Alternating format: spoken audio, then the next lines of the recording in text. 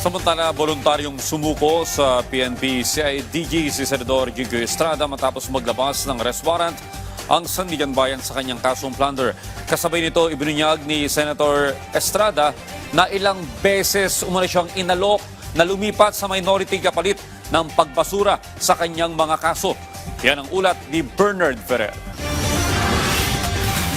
Hindi nagpasailalim sa kustodiya ng Senado si Senador Jinggoy Estrada matapos maglabas ng warrant of arrest ang Sandigan Bayan 5th Division kaugnay ng kasong plunder.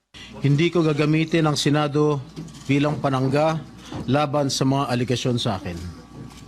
Nakahanda akong ipagtanggol ang aking sarili sa hukuman at hindi ako magtatago sa likod ng institusyong ito upang umiwas sa proseso. Ayon kay Estrada, handa siyang harapin ang kaso sa korte at patunayang walang batayan ng mga paratang laban sa kanya. Sinabi rin ng senador na pinag-utos niya sa Senate Secretary na pansamantalang ipahinto ang pagpapalabas ng kanyang sweldo habang nililinis niya ang kanyang pangalan. Personal kong pasya ito upang ipakita sa sambayan ng Pilipino na wala akong intensyon makinabang sa pondo ng bayan habang nililinis ko ang aking pangalan. Sinabahan sa Estrada ni Senate President Alan Peter Cayetano nang sumuko siya sa Criminal Investigation and Detection Group o CIDG. Iginiit ni Estrada na mananatili siya sa majority block sa ilalim ng pamumuno ni Cayetano.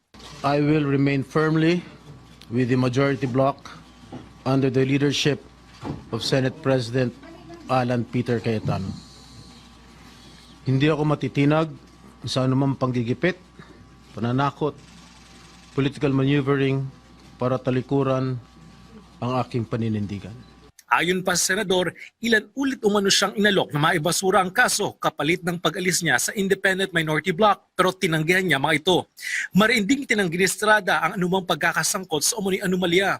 Anya, ipinalam umano ng Senate Legislative Budget Research and Monitoring Office sa Ombudsman na wala itong dokumento o record na nagpapatunay na nagkaroon siya ng insertion sa 2025 national budget.